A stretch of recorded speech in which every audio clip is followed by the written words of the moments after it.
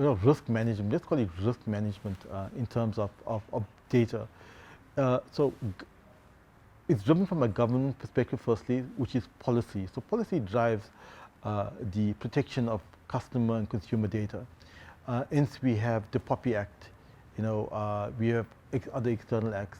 In Europe, we have GDPR, which impacts businesses here in South Africa. So there's a policy guideline around it, right?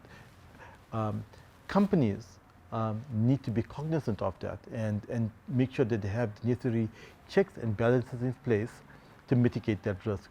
We find that in industry or in banking or in consumer type environments, a lot of focus is being placed on POPI, the Act Protection of Personal Information, checks and balances, policy, stress testing. So that's being done. So it's about quantifying the risk, identifying, quantifying, and mitigating the risk. Cybersecurity is a critical factor as we move into this digital era.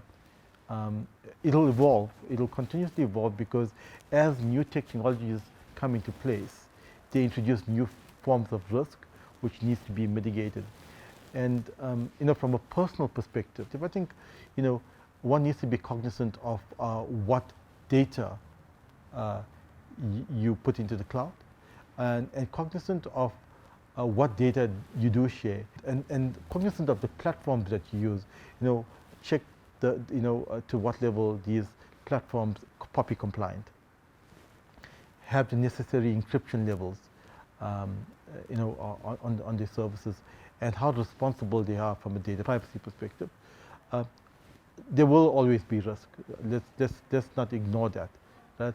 It's about being conscious about what you put out there, and if you do share it, that you're covered from a risk perspective, from a governance perspective, from a policy perspective, that protects yourself as both a person as well as a business.